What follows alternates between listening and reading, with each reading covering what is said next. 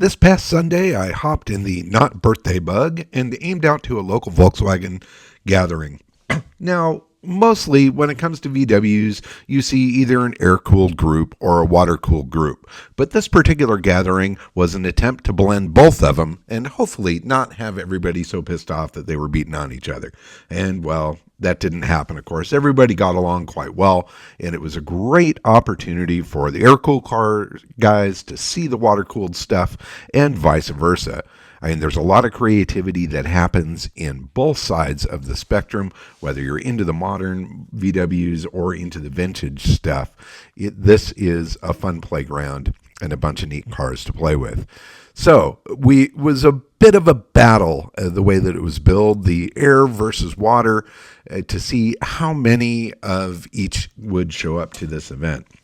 So the cars were lined up in line, either water cooled or air cooled, and everyone was counting along the way.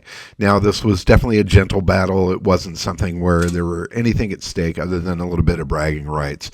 And I will say that in the end, I think the water cooled stuff was just slightly better attended than the air cooled stuff.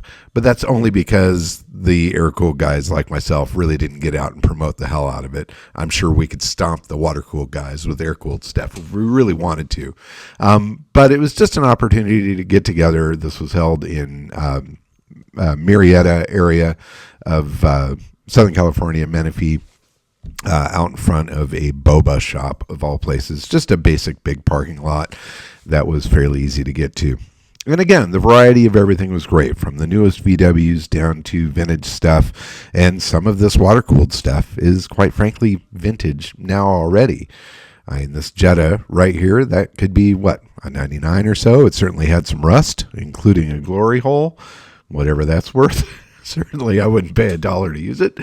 But over on the other side, we had the air-cooled stuff lined up. A really creative custom Carchaeology from the area. I've seen this thing around at a lot of different shows. The more you look at it, the more you see. This guy took a very unique approach to it. I loved his home-built copper rack on the back, the tinted taillights, etc., etc.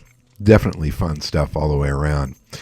This cow look oval was definitely a powerhouse at some point. It had a big old motor in it, and apparently at one point I think it had a turbocharger as well. I think the turbo's now gone, but it was still quite the beast despite its vintage look.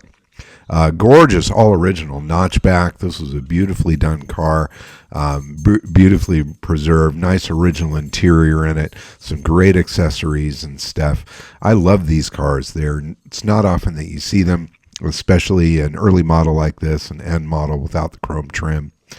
Here's Sebastian's Beetle that he calls Clementine, including the split rear window pop-out that was sitting in my shop for so long. One day I asked him if there was anything in the building here that you would want the most, what would it be? And he pointed at the split, and it has been in his car ever since. And this is his daily driver.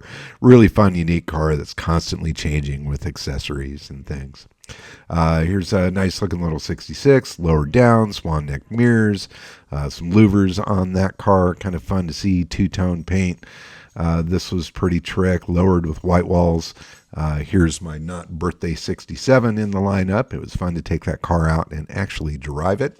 Beautiful crew cab, owned by a local collector. I see this in a lot of different events. This Beetle was wild. Check out these Fuchs. Cutout centers in them, very interesting look, very valuable wheels on a scruffy car. It's always kind of a neat blend to see. Beautiful Carchaeology, done nicely. Another cool ragtop car. This particular Beetle with its dark 17-inch BRMs was pretty cool. Mayor 66, it says on there. I believe this is one of the main club members of this event here. That was pushing the air-cooled stuff.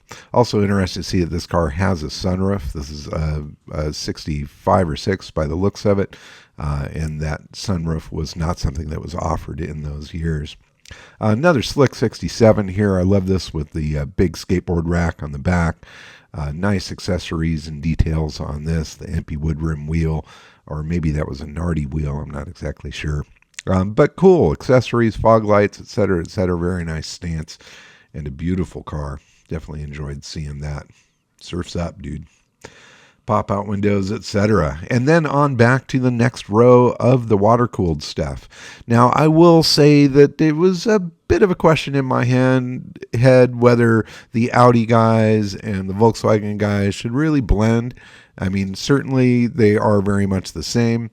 And I thought if we're going to do air-cooled versus water-cooled and open it up to Audis, well, then maybe air-cooled Porsches would count as well in a battle like this. In any case, obviously a huge following for the slightly tunered out water-cooled stuff, be it Audi or Volkswagen. And again, just like with the air-cooled guys, variety is the spice of life. Here's a Rabbit truck that's like punked down nice and low. Some modifications to the engine there. A really nice GLI there. This Jetta wagon with air ride and these big old Audi wheels that just barely tuck into the fender wells. I saw this dude pull up and drop the bags down there, and it was amazing to see those wheels just tuck right up into the fenders. It looked like they were going to hit. Anyway, super cool, nice GTI. I loved the fade on this, a patina look on a water-cooled car. I guess enough time has gone by that Mother Nature is wearing things out, but a look that's primarily seen on a lot of air-cooled cars, to see that on the water-cooled stuff is kind of fun. Back to the air-cooled stuff, here's an interesting pair of late model squarebacks. These guys were like brothers. They're rolling together. It was kind of fun to see. Sweet looking little oval here. Nice colors on that. Real traditional cow look. No bumper car here. A little bit of patina. This patina car was probably the most interesting in the air-cooled stuff for me. A Super Beetle with the fenders kicked out a little wide to cover the wide wheels. No sense in actually flaring the fenders. Let's just put spacers so that there's a gap between the body and the fender. It was actually pretty badass. I really loved the look of it. It was super unique. It had a performance motor in it of some effect. I don't think it was a real monster engine in there, but fashion over function perhaps. Definitely fun. Some cool stickers on this car as well. Beautiful square back here on gas burner wheels, lowered down a little bit. Really nice quality restoration. I thought this car was super pretty, done a proper color, sat nice, clear lenses, really tidy. Bay window bus, also a very pretty car, nice color on that. Some cool little pinstripe details. This car was the oldest Beetle that was in at the show. This was a 53. This is a Zwitter, as they call it. So it's a split rear window with an oval dash. This was a model that was made for about 6 months between October of 52 and March of 53. Heart taillights on that. Super cool to see this car, and it was very nicely restored. Sunroof car, black with the red interior, very pretty. That definitely got a lot of looks as people rolled up to it. Here's another local guy with a really slick custom oval, lowered down on Porsche Cup wheels, painted that bronze color.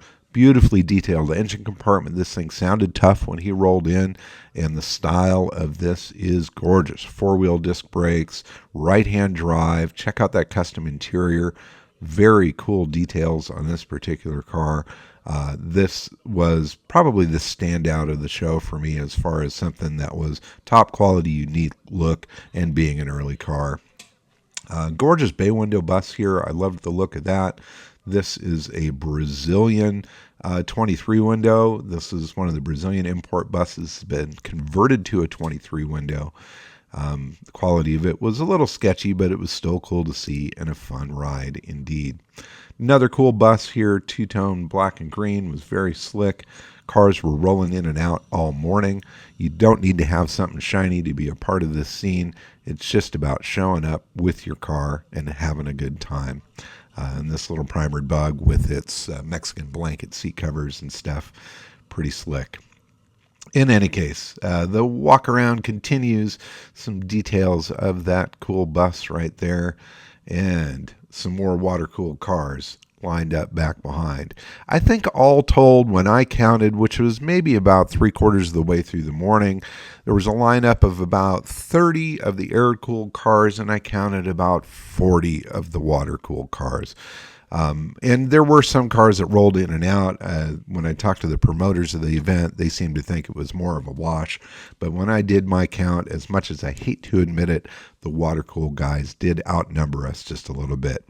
That being said, the club that threw this event is primarily a water-cooled group, but it was a really fun thing to see them put this all together to bring the air and water-cooled collectors and enthusiasts together in a place where we could all have a good time, because that's really what it's all about. So be it water-cooled, be it air-cooled, we can all have a good time as members of the VW family.